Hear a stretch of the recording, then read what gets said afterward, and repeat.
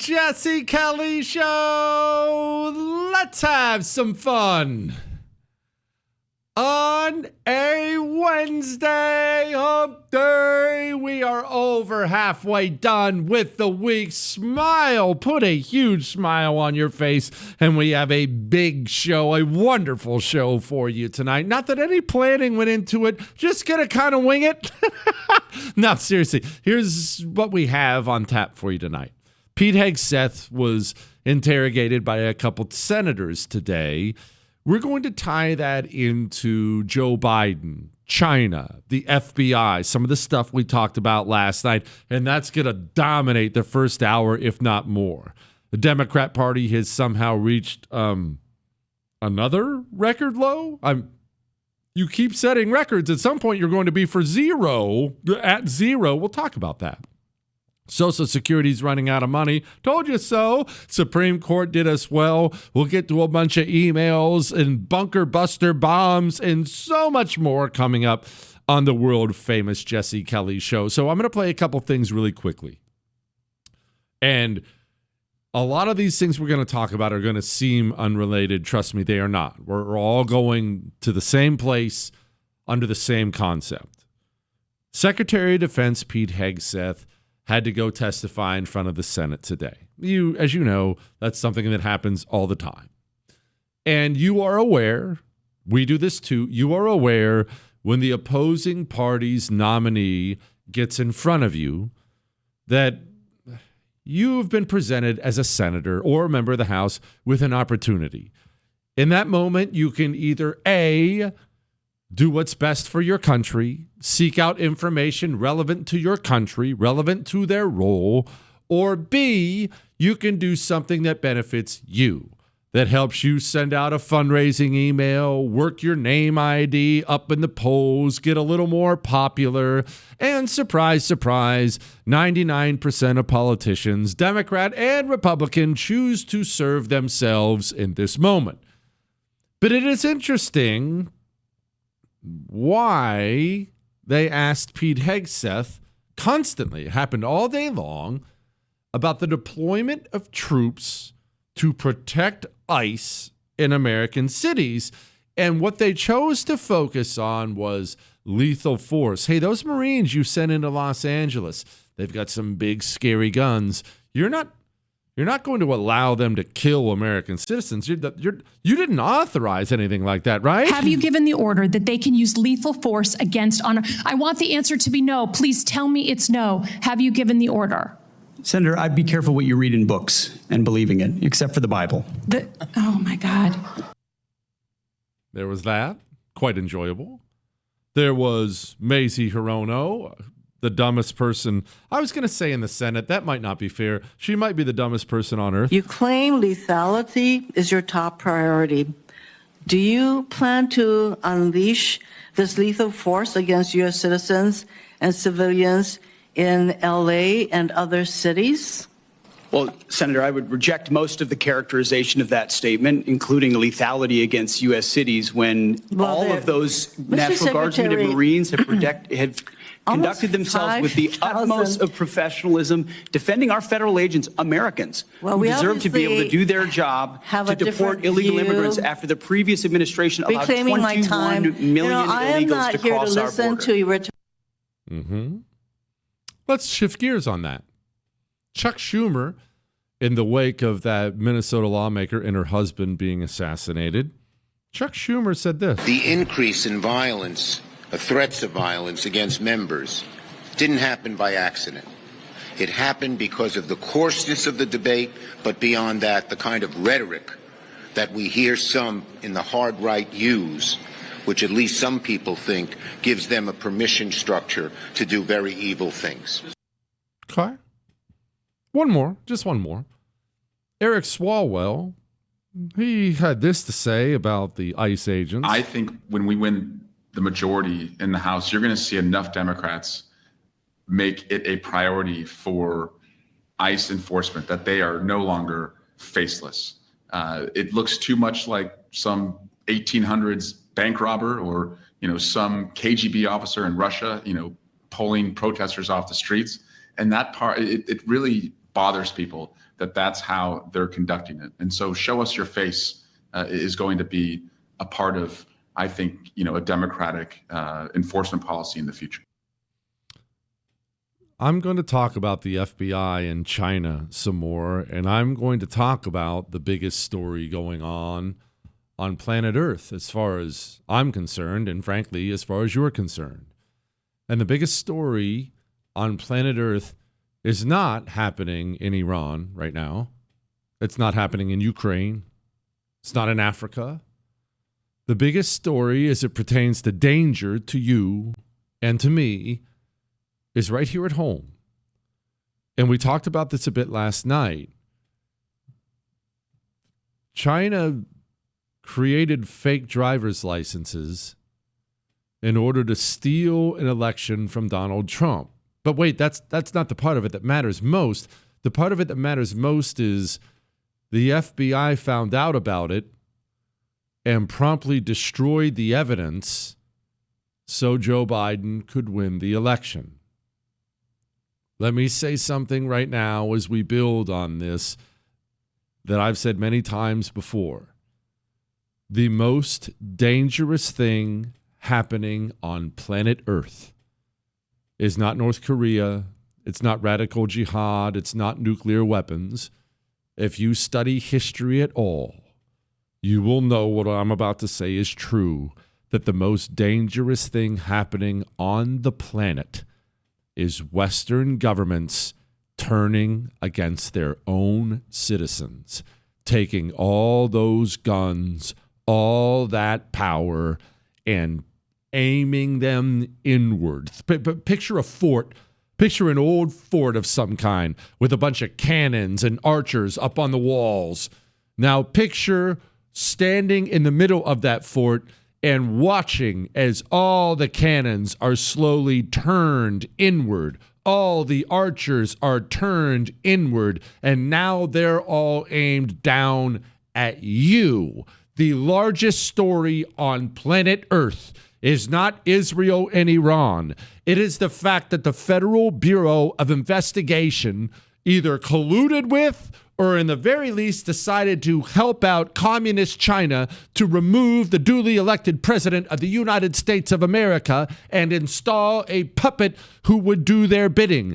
Nothing else comes close. Now, maybe you're wondering why I would play the Pete Hegseth interrogation audio. What is the Chuck Schumer audio? What does that stuff have to do with any of this? Allow me to explain, because this is how communists operate.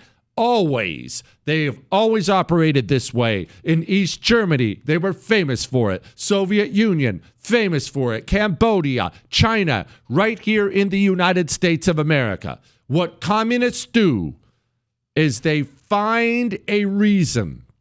They'll create one oftentimes, but they will find a reason that sounds legitimate that will allow them to use the force of government against their political opponents. They are always searching, sifting, creating, trying to find that justification. Headline: Biden administration targeted law-abiding citizens as domestic terrorists. What do you think January 6th was all about? Do you think they cared that a bunch of memas sauntered through the Capitol for 45 minutes? Those people don't give a crap about any of that stuff at all. They saw an opportunity to do what communists crave, an opportunity to take the FBI, which is supposed to be nonpartisan, the DOJ, which is supposed to be nonpartisan, and unleash all those guns on you, their domestic political enemies. And every waking moment of a Democrat's life is spent trying to find new reasons why they have been oppressed. They are in dire straits. The threat is so great that they have no choice but to unleash the powers of government on their political opponents. They've done it time and time and time again, and don't think for a second just because Donald Trump is in charge that they're not doing it right now and that they won't do it again the second they get a chance to accelerate it in the future. That is going to be a central theme, and we will discuss all of it. The Hegseth audio, the FBI, China, the stakes of the game in just a moment.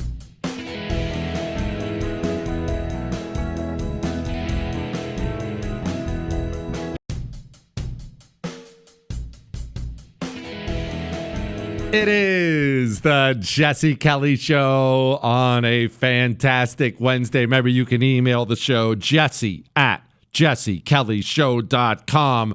Communists pretend as if they are in dire straits, as if they're being oppressed, as if you are doing terrible things to them, and they constantly build this world of make-believe up for a purpose. It's not just so they can emote. It's not just so they can be hysterical little ninnies running around like chickens with their heads cut off.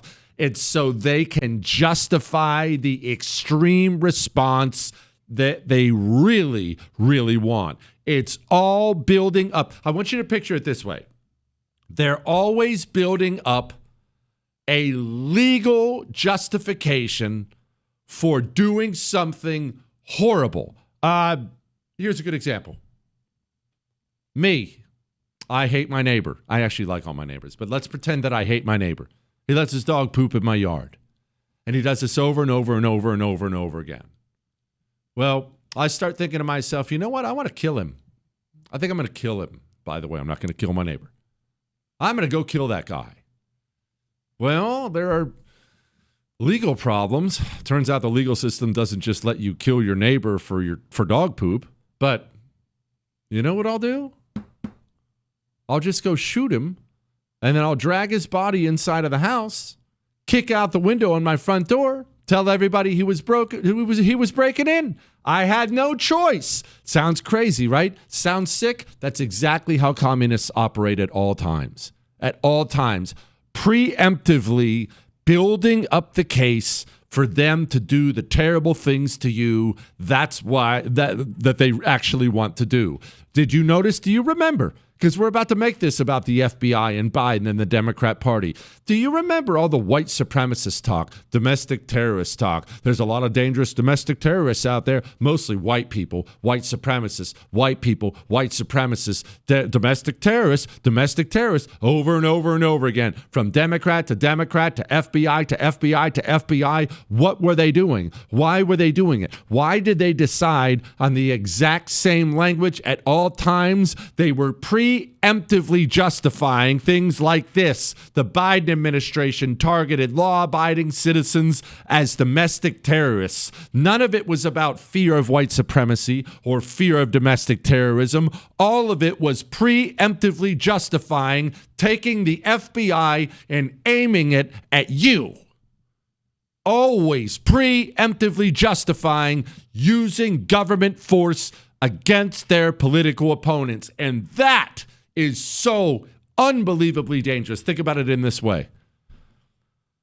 In my town, where I live, let's say we get a gang. Bunch of young men, poor, criminal, violent, and they start a gang. And they're a dangerous gang. They kill people. They rob people. They deal drugs. They do all the things that gangs do. Okay, all right. That's bad. I think you'd admit that's bad, and it's dangerous. Of course, it is.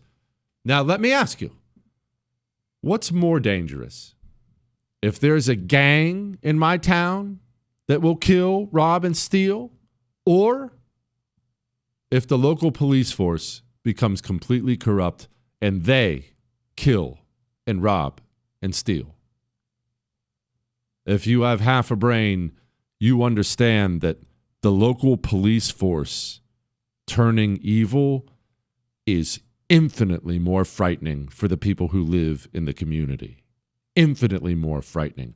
Once the force of government, once the force of law turns evil and criminal, innocent people suffer in unimaginable ways. How many people listening to me right now spent time in federal prison for trumped-up January 6th charges. Lots of them. I know they do. You may deny what I'm saying is true. Ask one of those people as you're locked in an 8x8 cell, eating crappy food, trying to avoid getting shivved in the shower. Ask those people about the danger of what happens when your government takes all those government guns and turns them inside at you. This Joe Biden, FBI, China fake driver's license story is not big because of the Joe Biden aspect. It's not even big because of the Chinese aspect. The Joe Biden China FBI story is big because the Federal Bureau of Investigation found evidence that a foreign country was trying to bounce Donald Trump out of the presidency. They not only didn't run it down, they destroyed the evidence and then turned around and went to the American people and told the American people that Russia was trying to win the election for Donald Trump. That means 35,000 agents in the Federal Bureau of Investigation cannot be trusted. It means they've taken all their guns and all that power and they've aimed it at the right. And that can end you like that. And it can end you legally. Because they don't show up with gang tattoos in your driveway. They show up with FBI badges and warrants and handcuffs, and you say goodbye to your family for the rest of your life. That's what happens when the force of government gets corrupted by evil communists.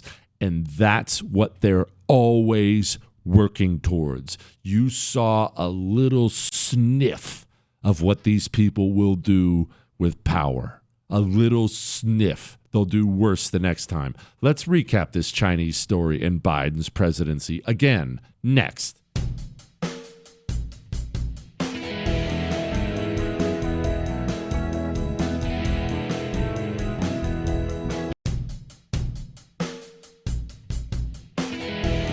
It is the Jesse Kelly Show on a wonderful Wednesday. Remember, if you miss any part of the show, you can download the whole thing on iHeart, Spotify, iTunes. So let's, again, we did a little bit of this last night. Let's recap this once again.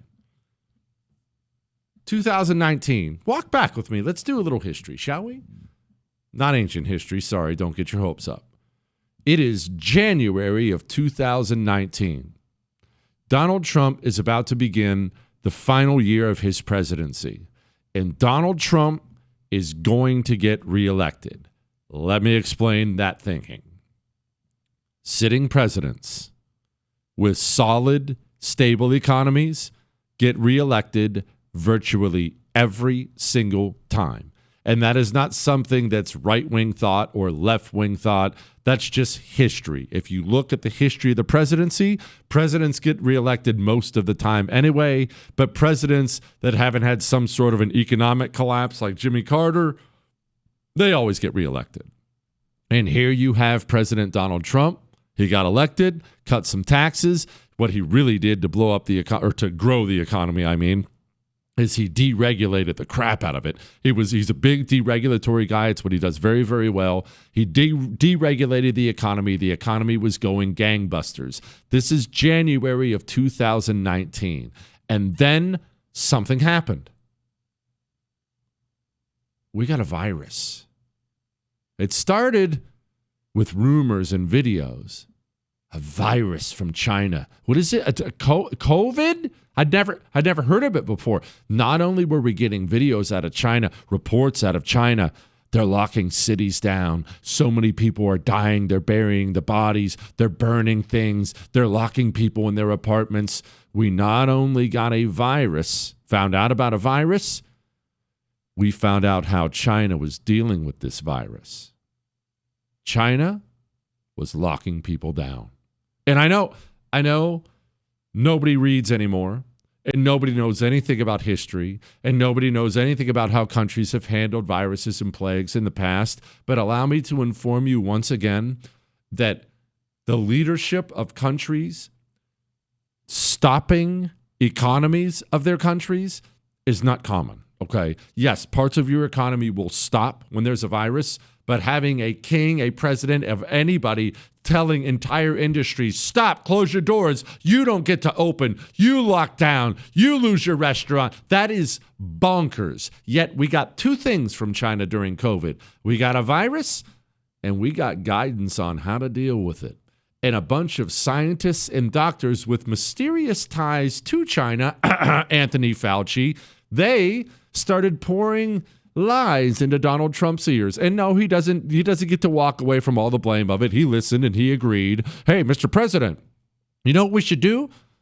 We should definitely shut down America, close all the schools, close every business. Hey, don't worry, Mr. President, just 15 days. All we need is 15 days. And then we got that disastrous press conference. Very smart people put this together. 15 days to slow the spread. And what do you know? That wonderful economy that was going to get Donald Trump elected started to go downhill. Wild how all that worked out. Now combine that with this. Joe Biden was running against Donald Trump. Joe Biden historically has spent a lot of time in China. We already went over last night his son's business trip to China when he was vice president. Remember how often Joe Biden talked about, remember all this stuff? Fact is that I have met with Xi Jinping more than any other world leader has. I've had over 68 hours of private meetings, just he and I with simultaneous interpreters. I spent a lot of time with Xi Jinping when I was vice president and subsequent to that. And he once asked me in the Tibetan Plateau, could I define America for him? And I mean it sincerely, not a joke. I said, yes, one word, possibilities. I've allegedly met more face-to-face with Xi Jinping than any world leader has. America is a nation that can be defined in a single word. I was in the foothills of the Himalayas with Xi Jinping. Spent a lot of time over there. Spent a lot of time with Xi Jinping. And you had this anti-China president, Donald Trump, with an economy that was roaring, was going to get reelected. And would you look at that? We got a virus and guidance on how to handle the virus from China.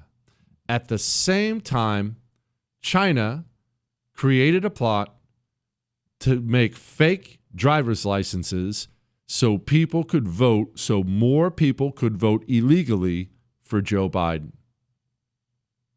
Okay? Now let's go to after the election. How did all this stuff work out for China? You know what? Let's just focus on the money aspect of it economically. You know where those solar panels are made? Do you know where they're made? You know who benefits when you buy those stupid solar panels? Anyway, here's how the Biden presidency handled it. We know, you know, we have got to still reckon with the impact of climate change. That clean energy transition is not just coming, it is here. There is no amount of domestic production that we can do when we're dealing with a volatile global commodity where the price is set globally. There's no amount of domestic production we can do to reduce or eliminate our vulnerability as a country to that volatility. The only way to do that is to reduce the energy intensity of the economy overall, which means shifting to cleaner sources of energy. It is just not tenable. It should motivate us to accelerate the transition to clean energy. The Biden presidency immediately started shoveling vast quantities of your money over to China just as soon as they stole an election. Oh, this was Janet Yellen. We are not attempting to decouple from China. We have a deep economic relationship, and that kind of competition, trade and investment is beneficial to both sides. Interesting. And then Jewish producer Chris just put up an article. Thanks for this reminder. I forgot about this from the Economic Times headline. Chinese kill switches found in equipment at U.S. solar farms trigger national security fears. What are they? I'm going to move off this because this is now twice I've ranted on it in 2 nights. But Did the Federal Bureau of Investigation conspire with the Communist Chinese and the Communist Democrat Party to remove Donald Trump from office? Was COVID and the subsequent lockdowns that destroyed Donald Trump's economy, were they part of this entire plot? Look, I don't know the answers to every one of these questions. I don't know how pervasive the driver's license thing was. I don't know a lot of things, but the things I just laid out, I do know. They're things that I can see, things that I can hear. Again, I'm not focused on the Biden aspect of that. We can't recap that. We can't undo it. It's been done. I'm not even focused on the Chinese aspect of it. China is our enemy. They view themselves as our enemy. They are trying to supplant us as number one in the world. I get it. They're going to get involved in our elections. I get it. I get it. I don't celebrate it, but it happens. I get it. My concern is domestic. My concern is the Hoover Building. Because the Federal Bureau of Investigation can destroy your life. They can destroy my life. And they will. It's full of evil, malevolent people who will do things like keep Garrett O'Boyle out of work for over 900 days, suspended without pay. They won't even fire him so he can earn a living. That's how evil the demons are who work in that building. Did they conspire with Communist China and install Joe Biden to destroy our country? That's a bigger story than anything else going on the planet. Nothing else is a close second. Period. Let's move on. Do some emails.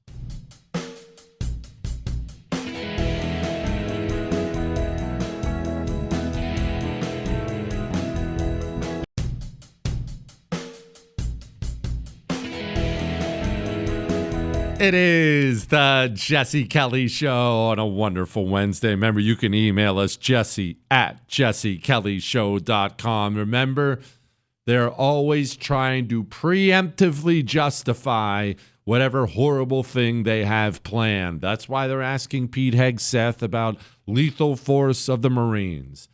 That's why they called you a white supremacist domestic terrorist for 4 years. That's why they're blaming violence committed by left-wingers on hard right rhetoric.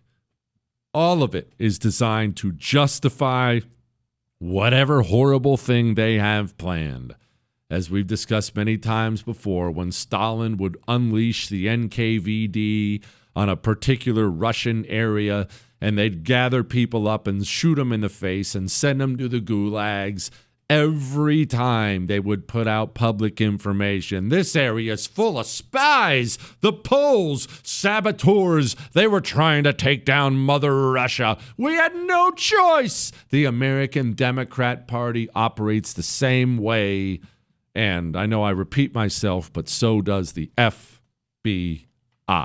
Jesse, maybe I'm not. Okay, this one's about Iran. Jesse, maybe I'm naive, but if we only flew a couple missions with bunker busters on Iran's nuclear sites, I would be okay with it, but that is a red line for me. We always get involved with boots on the ground, but our government will not let them win. We lose lives and minds and limbs and so on and so forth. The GWAT guys and their families paid a heavy price for nothing, and it cannot be allowed to happen again. Okay, so I guess we'll touch on this since you emailed about it. What does the American public think? What's the American public okay with? What's going on with all this?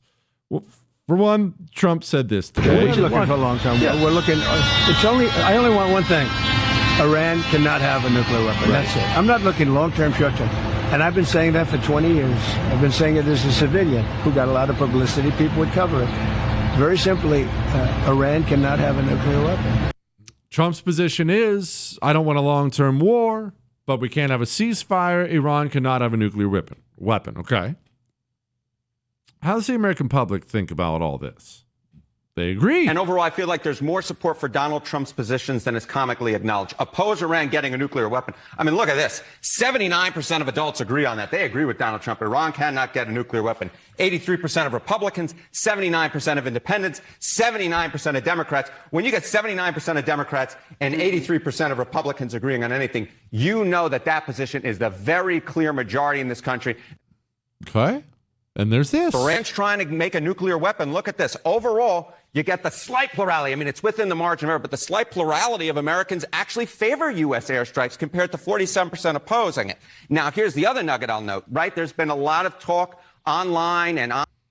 Now, let me throw a monkey wrench in this. I'm not trying to play devil's advocate here, just thinking out loud. Stay with me. The American people don't want Iran to have a nuclear weapon. That's a very understandable desire. Israel doesn't want Iran to have a nuclear weapon. That may be the most understandable desire in the world, being as how Iran threatens to wipe them off the map all the freaking time. All this stuff is very, very understandable. Now, there's telling the truth, the whole truth, and nothing but the truth. You know that thing they make you swear before you give testimony in court? Okay. What if I went home and I put it up to a vote for my sons that we're going to Chuck E. Cheese? Hey, boys, Chuck E. Cheese today? Video games? Little pizza buffet? You want to go to Chuck E. Cheese? What do you think the poll numbers would be in my house for going to Chuck E. Cheese? They'd probably be very high. That'd probably be 100% approval. Now, what if when we get to Chuck E. Cheese, they get to play arcade games for 15 minutes, and then they find out I sign them up for 2 hours of cleaning the bathroom? There's how things are sold, and there's how things really are. Let me ask you. I'm really genuinely asking. Let me ask you. We're just going to step in. We're going to drop a bunker buster bomb, take out a nuclear site. Okay. That's not what Israel wants. Israel has been very vocal. Netanyahu laid it out. I played it for you on the show. They want a regime change. Netanyahu flat out called for the people to rise up and take out their government. Okay? Again, understandable. I got all that. Do you think, set aside your emotions, I don't care what you're typing me right now. I don't care. Do you think that we are going to just drop a couple bombs, take out a nuclear site, Israel, perhaps with our aid or not, Israel is going to create a rebellion inside of Iran that's going to take out their leadership, and we're just going to sail home? Hey, guys, thanks. Israel, you got it. Going to sail home? Israel, country of 8 million people, is going to govern a 90 million person Iran? Look, and I'm not saying that smart people aren't thinking about this. I'm not even taking, really, because as I've said many times before, I know it's a very complicated issue, but have you thought this through? You believe we're just going to drop a bunker buster bomb and turn the old ships around and back to Virginia? It's beer night, boys. Glad to be back home. Really? That's interesting. I just have a hard time seeing that. Think we're going to drop a couple bombs and then turn to Netanyahu and say, hey, Ben, it's your show. We got bigger fish to fry. We don't want to be involved here. Is that how you think that's going to go? Just saying. I know, Chris, I know you hate when I'm right. I'm just asking. I'm not telling you to oppose it. I'm telling you to think. I'm telling you to think.